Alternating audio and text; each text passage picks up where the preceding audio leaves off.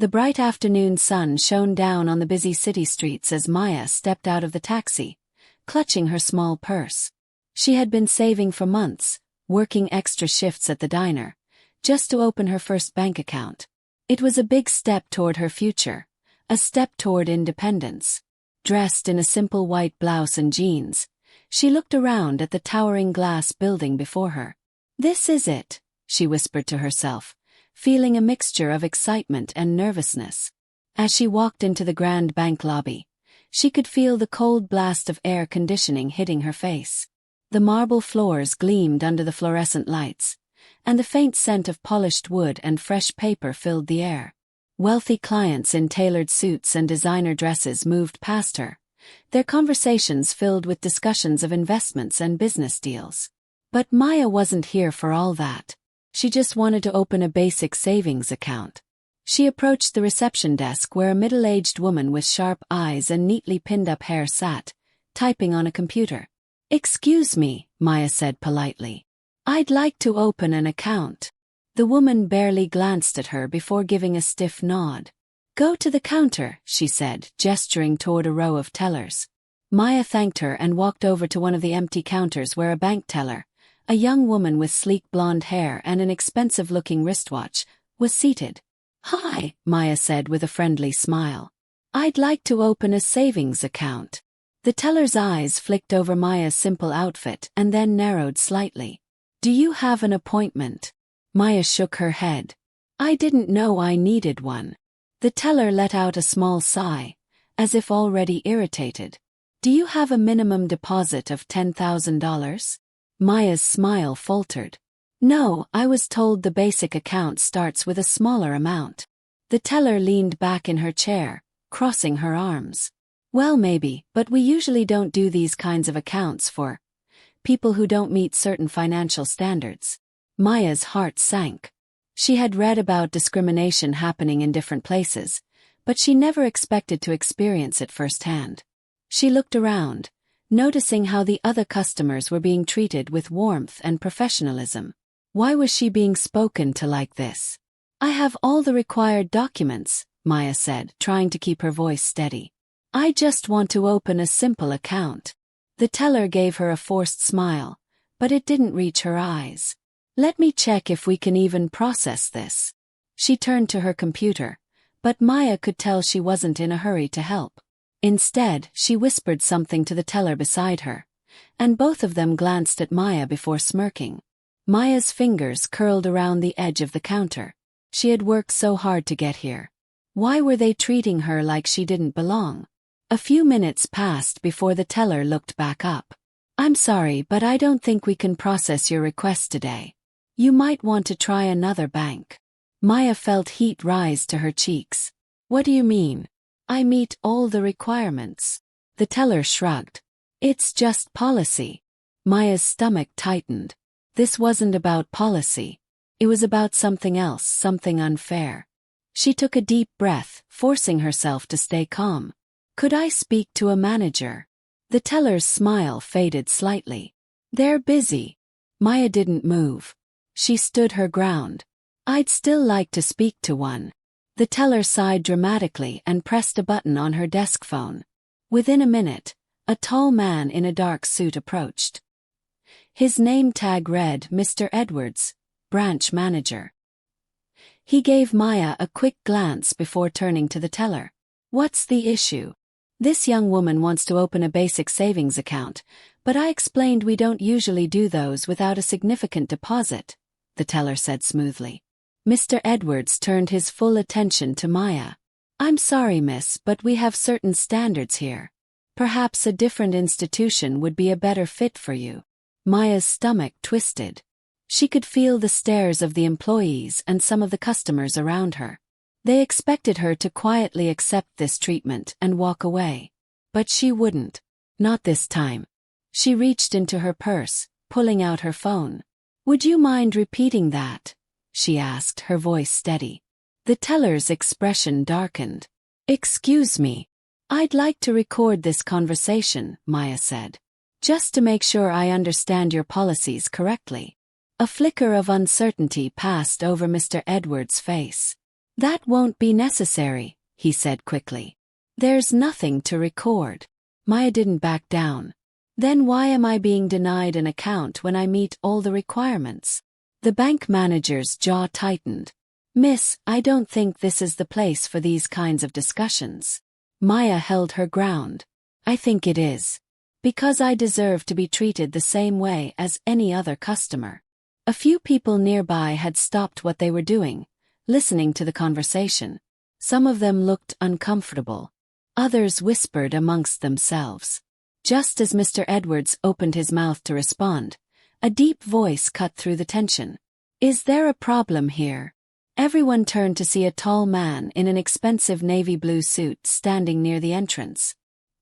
His presence commanded attention, and the moment the bank employees saw him, their expressions changed from dismissive to nervous. Maya's breath caught in her throat as she recognized him. He was the last person she expected to see here. Because this man, this powerful, respected businessman, was her father. And he had just heard everything. Mr. Edwards stiffened as he turned toward the man who had just spoken. The tellers, who had been so dismissive just moments ago, now sat up straighter, their expressions shifting from amused to anxious. The security guard near the entrance, who had barely paid Maya any attention before, suddenly looked more alert, his posture stiffening. Maya felt a lump form in her throat as she met her father's gaze. His sharp, deep-set eyes locked onto hers for a brief second before shifting to the bank manager. She hadn't expected him to be here. In fact, she had purposely not told him about her visit to the bank today. She wanted to handle things on her own. But now, standing here in the middle of this grand lobby with all eyes on them, she felt an odd mix of relief and frustration. Mr. Edwards cleared his throat and put on a tight smile. No sir, there's no problem at all. His tone had completely changed. The arrogance and dismissal from before had vanished, replaced with something else, something closer to fear. Maya's father, Daniel Carter, took a slow step forward, his polished shoes clicking against the marble floor. He was a man who didn't need to raise his voice to command respect. His reputation alone carried weight. He turned his attention to Maya. Sweetheart, what's going on here? Maya hesitated. She could feel the tension thick in the air. The bank employees were shifting uncomfortably, waiting to see how she would respond. She had always tried to handle things herself, but the way they had treated her, it wasn't right. And now, with her father standing here, she realized she didn't have to accept it in silence. She took a breath. I came here to open an account, she said, her voice steady. But they told me I don't meet their standards. She saw the slight twitch in her father's jaw. Mr. Edwards forced a chuckle, though it came out strained. I think there's been a misunderstanding. He turned to Maya. Miss Carter, if you'd like, we'd be happy to process your account right away. Maya stared at him. Now he knew her name. Now he was willing to help. The shift in his behavior was almost laughable. Her father's expression remained unreadable as he studied Mr. Edwards. A misunderstanding, he repeated. His voice was calm, but there was something underneath it, something that made everyone around him nervous. The bank manager swallowed hard. Yes, sir. Just a mix-up. We would never intentionally turn away a customer. The teller who had smirked at Maya earlier suddenly looked down at her desk, avoiding eye contact. The receptionist at the front shuffled some papers, pretending to be busy. No one wanted to be the focus of Daniel Carter's attention. Maya's father exhaled slowly, as if choosing his next words carefully. He turned to his daughter. And did they explain why you didn't meet their so-called standards? Maya nodded. They said I needed a larger deposit. But I know that's not true. They just didn't want to help me. Mr. Edwards opened his mouth to argue, but Maya's father raised a hand, silencing him before he could even speak. He turned his full attention to the manager now, his expression unreadable. I assume you know who I am, Daniel said smoothly. The bank manager's face paled slightly. Of course, sir. And I assume you also know that I sit on the board of financial oversight for several major institutions, including this one. Maya hadn't known that. She had always been aware that her father was a powerful businessman, but she had never paid much attention to the specifics. Now, though, she understood why everyone in the room suddenly looked like they wished they could disappear. Mr. Edwards gave a nervous nod. "Yes, sir." Daniel tilted his head slightly. "Then tell me, if my daughter, who meets all the requirements, was denied service today, how many others have been turned away for reasons that don't exist?" The room was silent. No one dared to move. Maya's heart pounded. She had only wanted fair treatment. She hadn't expected things to escalate like this. Mr. Edwards' forehead was damp now.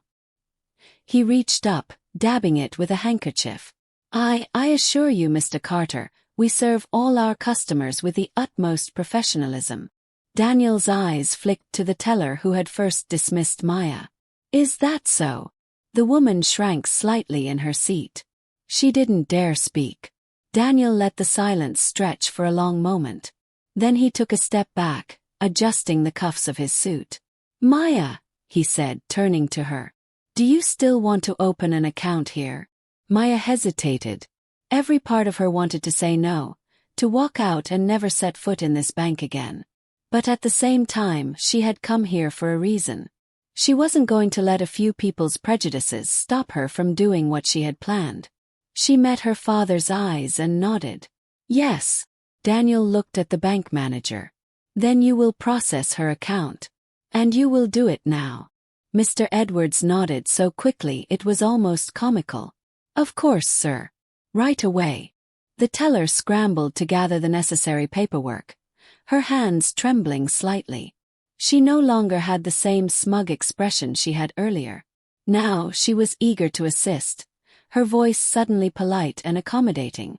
As Maya filled out the forms, she couldn't help but feel the weight of everything that had just happened. This wasn't just about her. It was about every person who had ever been dismissed, disrespected, or turned away for no reason other than someone's bias. Her father stood beside her, silent but present. He didn't say anything, but she could feel his quiet support. Once the paperwork was complete, the teller forced a smile. "Your account is all set up, Miss Carter. Welcome to the bank." Maya looked at her, then at Mr. Edwards, who was still standing awkwardly nearby. She could tell they were hoping she would just take her paperwork and leave without saying anything else. But Maya wasn't done yet. She tucked her documents into her purse and looked directly at the manager.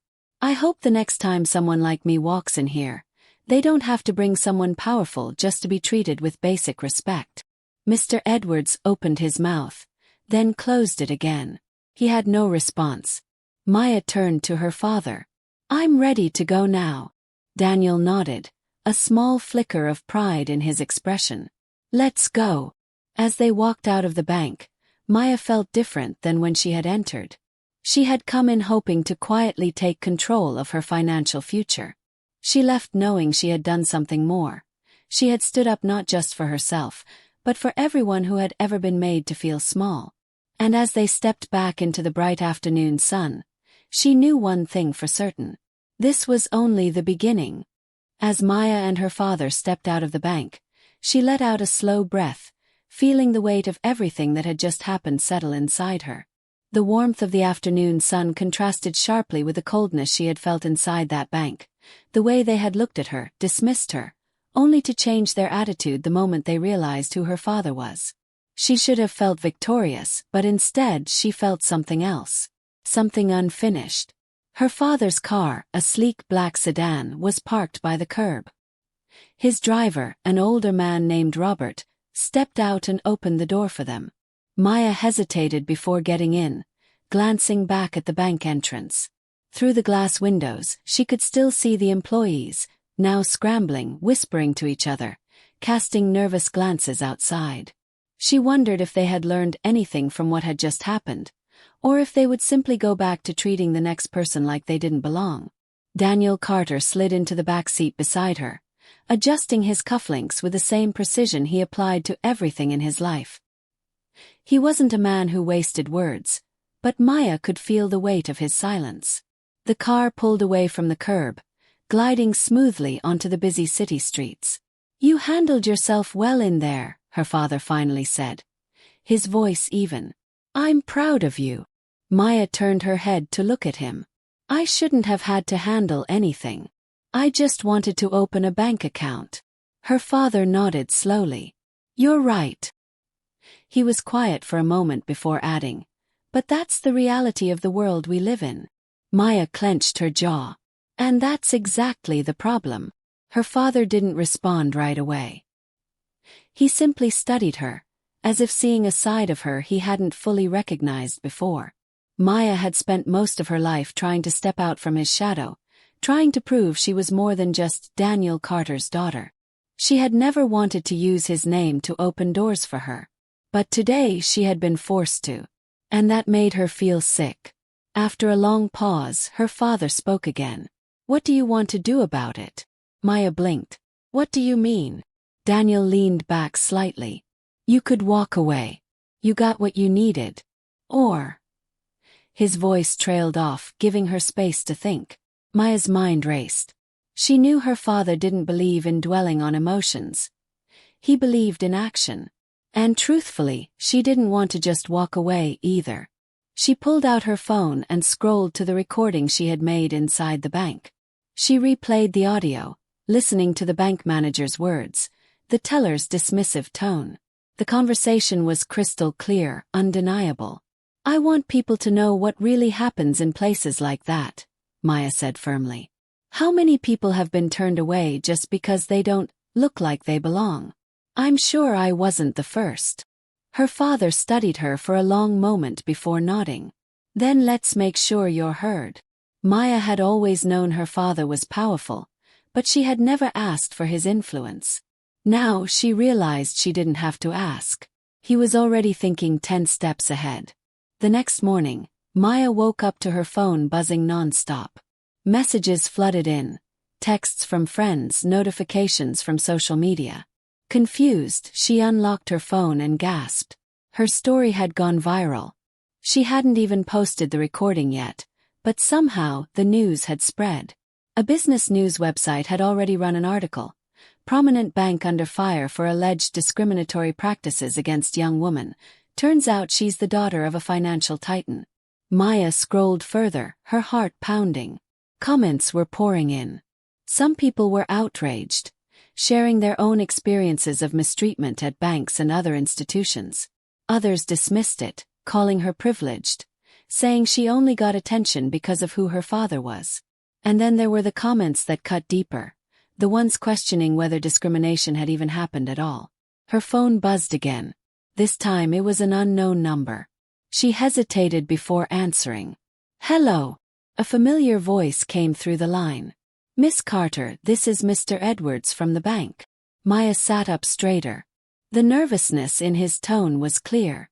"I wanted to personally apologize for any misunderstanding that may have occurred yesterday," he continued. "There was no ill intent, I assure you. We deeply value all our customers." Maya clenched her jaw. "If that were true, you wouldn't have treated me the way you did." There was a brief pause before he cleared his throat. "Well, we'd like to make things right. Perhaps we could schedule a meeting to discuss how we can move forward." Maya knew what this was. Damage control. They weren't sorry for what had happened. They were sorry they had been caught. "I'll think about it," she said, keeping her voice neutral. She hung up, staring at her phone. She could still hear the insincerity in his voice. The bank didn't care about real change. They just wanted the bad publicity to go away.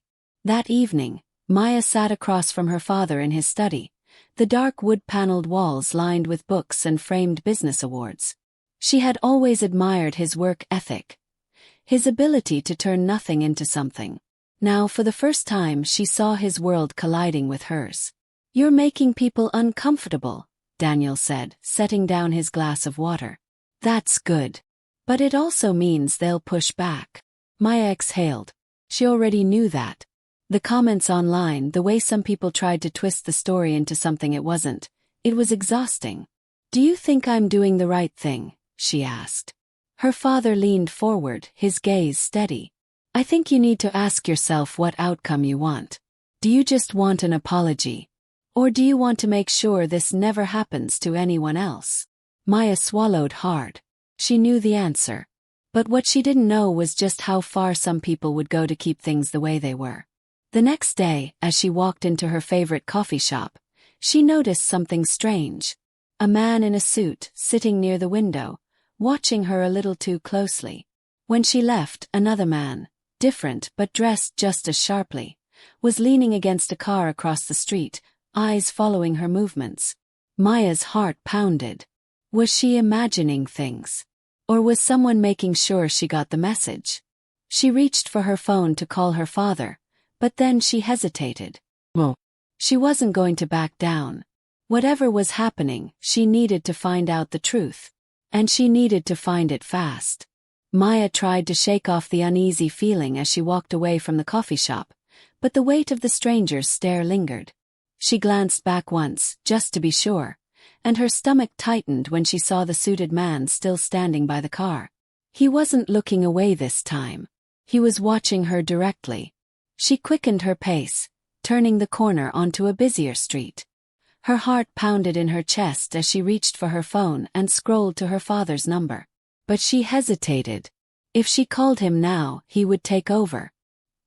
He would pull strings, make phone calls, and within hours, whoever these men were would disappear. And Maya would never know the truth. She tucked her phone into her pocket and kept walking, forcing herself to stay calm.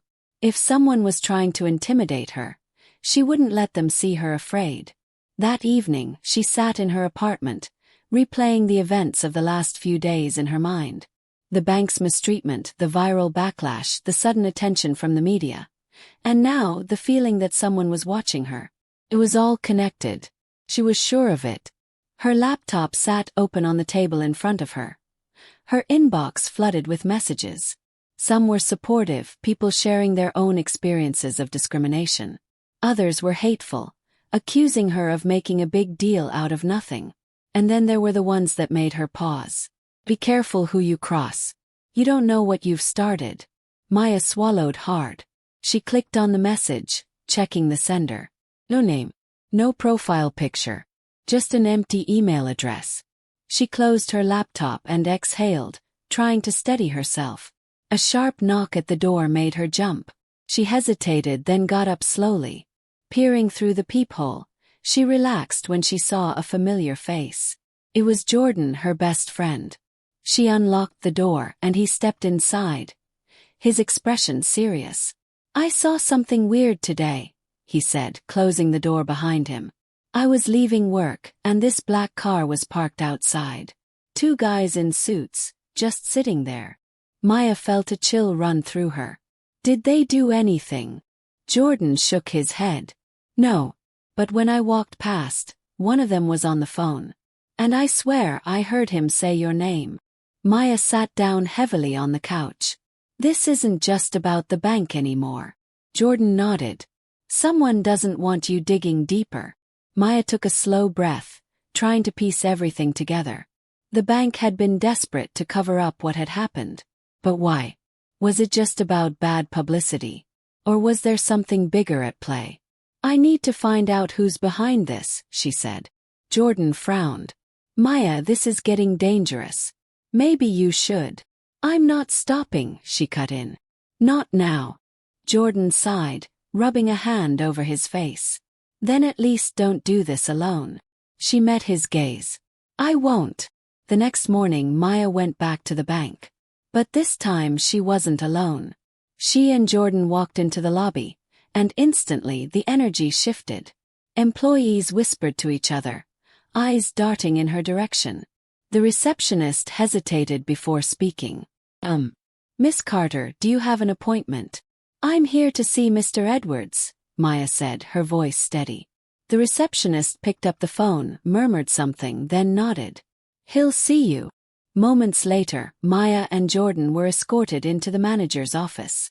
Mr. Edwards stood as they entered, his smile forced. Miss Carter. To what do I owe the pleasure? Maya sat down, locking eyes with him. I have a question, she said. What is this bank really hiding? His smile faltered for just a second. I'm not sure what you mean. Maya leaned forward. I know what happened to me wasn't an accident. And I don't think I was the only one. Mr. Edwards swallowed. Miss Carter, if you have any concerns, I assure you. She pulled out her phone and played the recording. His own voice filled the room. The excuses, the dismissiveness, the way he had denied her service. Mr. Edwards turned pale. Where did you? I recorded everything, Maya said. And I'm not the only one speaking out now. Other people are sharing their stories. His hands clenched into fists on the desk. I suggest you be very careful, Miss Carter. There are consequences to making accusations you can't prove. Jordan tensed beside her. Is that a threat? Mr. Edwards forced a laugh. Of course not. But the warning in his eyes was clear. Maya stood. Then you won't mind if I keep digging. She turned and walked out of the office, her heart hammering. Jordan hurried after her. Maya, that guy is scared. And scared people do stupid things. Maya knew he was right. But she also knew she was closer than ever to the truth. As they stepped outside, the same black car from the coffee shop was parked across the street. The man in the suit was still inside, watching. Maya's phone buzzed. Another unknown number. She answered. A low voice on the other end said, "Walk away, Miss Carter. Before it's too late." The line went dead. Maya gripped her phone tightly, staring at the car. She wasn't walking away. Not now. Not ever. Maya lowered her phone slowly, her pulse pounding in her ears. The black car was still there, motionless, but she knew the man inside was watching.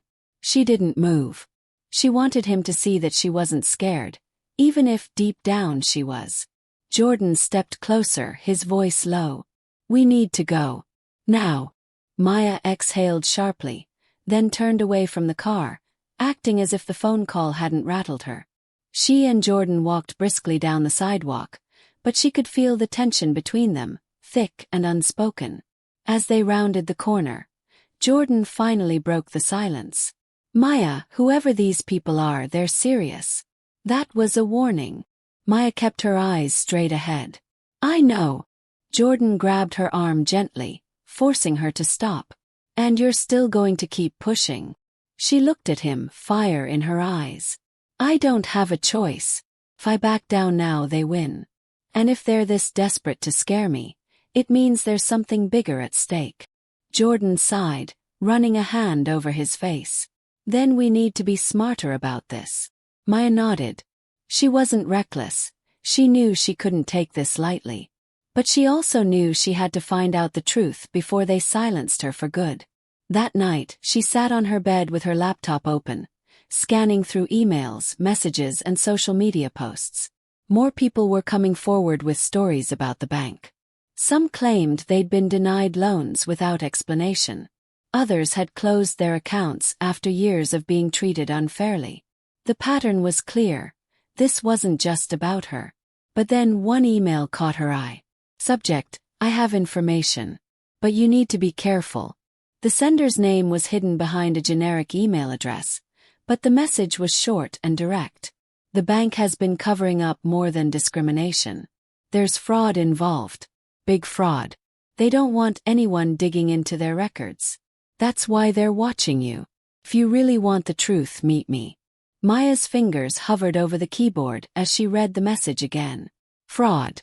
That was a whole new level. If the bank was involved in something illegal, it explained why they were so desperate to shut her down. She bit her lip, debating. Meeting a stranger was risky. But if they had real evidence, it could change everything. She responded quickly. When and where? The reply came almost instantly. Tomorrow, 8 p.m. Parking lot behind Willow Diner. Come alone. Maya's stomach twisted. Every part of her screamed that this could be a trap. But what if it wasn't? What if this was the key to everything? The next evening, Jordan was waiting outside her apartment when she stepped out. You're really going through with this? He asked, arms crossed. Maya gave him a look. Of course I am. Jordan exhaled. Then I'm coming with you. She hesitated. The email had been clear, come alone. But she also knew she couldn't do this without backup. "Stay in the car," she finally said. "If something feels off, we leave. No questions." Jordan nodded. "Deal." They drove in tense silence to Willow Diner, a small, old-fashioned restaurant on the edge of the city. The parking lot behind it was nearly empty, dimly lit by a single flickering streetlight. Maya stepped out of the car, scanning the area. No one. Her phone buzzed. "Wait by the dumpster." She exhaled and walked toward the far end of the lot, her heart racing. A shadow moved near the alley, and a man stepped forward. He wore a hoodie pulled low over his face, his posture tense. "You're Maya Carter?" he asked quietly. She nodded. "And you are?" He hesitated. "Just someone who used to work at that bank." Maya's breath caught. "You have proof." The man reached into his pocket and pulled out a flash drive. "Everything's on here. Documents, emails, records of fake accounts they've been using to launder money." Maya's eyes widened. "Laundering money?" He nodded. "It's been going on for years. They use legitimate customers as cover, deny certain people loans, then move illegal money through ghost accounts under their names. Most people never even know." Maya's stomach twisted. "Why are you giving this to me?" "Because I tried to report it. And suddenly I was let go for no reason. I knew if I pushed, I'd disappear." He looked over his shoulder nervously. "And if they find out I talked to you?" Maya's grip tightened around the flash drive. "I'll make sure this gets out." The man exhaled in relief. "Be careful. They have powerful people protecting them." A sudden noise made them both freeze, a car door slamming. The man cursed under his breath. "They found me," he whispered. Maya turned to see headlights cutting across the parking lot. A black SUV rolled in slowly, blocking the exit. "Maya, get out of here," the man hissed, backing away. But it was too late. The SUV doors opened and two men stepped out. One of them was Mr. Edwards. Maya's blood ran cold. She clutched the flash drive in her palm as he took a slow step forward. His smile cold and calculated. "I warned you, Miss Carter," he said. "But you didn't listen." Maya's breath caught in her throat as Mr. Edwards took another step forward. His cold eyes locked onto hers. The parking lot suddenly felt smaller, the darkness pressing in around her. Jordan was still in the car, but she couldn't risk looking in his direction. She had to handle this on her own, at least for now. The man who had given her the flash drive took a step back, his face pale. I don't want any trouble," he stammered. Mr. Edwards barely glanced at him. "You already have trouble." He turned his attention back to Maya. "Give me the flash drive and maybe we can forget this ever happened." Maya's grip tightened around it. "You think I'm that stupid?" He sighed, shaking his head. "I was hoping you'd be reasonable." He gestured to the men standing by the SUV, and they moved toward her. Maya's heart pounded. She couldn't outrun them. She had to think fast. She took a deep breath and did the only thing she could. She threw the flash drive. It flew through the air, landing just a few feet away from Jordan's car. The second it hit the pavement, she bolted. Jordan saw what was happening and immediately reacted. He flung open the car door, jumping out just as one of the men lunged toward the flash drive. Jordan was faster. He snatched it off the ground, shoving it in his pocket. "Run!" Maya yelled. Jordan didn't need to be told twice. He sprinted toward the driver's seat, but one of the men grabbed him by the arm. Maya didn't think, she reacted. She picked up a loose brick from the ground and swung it toward the man's shoulder. He let go with a grunt, giving Jordan just enough time to dive into the car and slam the door shut. The engine roared to life. Maya yanked the passenger door open and jumped in just as Jordan hit the gas. The tires screeched against the pavement as the car lurched forward. Behind them, Mr. Edwards and his men scrambled to their SUV. But by the time they got in, Jordan had already sped down the street. Maya's hands were shaking, her pulse racing. "Tell me you still have it." Jordan nodded. his knuckles white against the steering wheel. Yeah, I got it. Maya exhaled sharply, leaning back in her seat. We need to get this to the right people. Fast. Jordan glanced at her. Who do we trust? Maya thought for a moment, then pulled out her phone. My dad. Jordan's eyebrows shot up. Wait, your dad? I mean, I know he's important, but... Maya gave him a look. You don't know how important. She dialed the number, and after 2 rings, a deep voice answered. Maya. Dad, she said, trying to keep her voice steady. I need your help. There was a pause. Then his tone changed, serious, sharp. Where are you? Maya quickly explained everything, the bank, the fraud, the threats, the flash drive. When she finished, her father didn't hesitate. Bring it to me. Now. Maya nodded, even though he couldn't see her. We're on our way. Jordan turned the car toward the city's upscale district, where Maya's father lived. As they drove, Maya could feel the weight of everything pressing down on her.